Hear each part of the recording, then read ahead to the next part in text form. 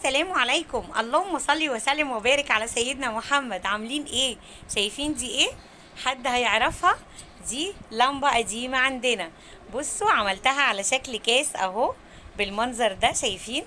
بصوا الاشكال والزخرفة والحاجات دي طبعا عملناها في فيديو مع بعض، وادي اللي هيبين ان دي اللمبة بتاعتنا.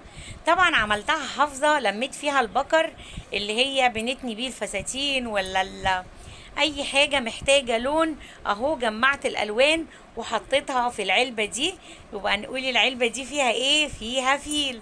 طبعا دي حطيتها فيها البكر وعملتها على شكل يدي ايحاء ان ده شكل فستان، لانه بكر طبعا بيخيط الفساتين وبيخيط الحاجات.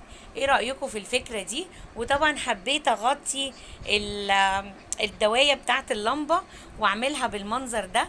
بصوا شكل الكاس شكلها جميل.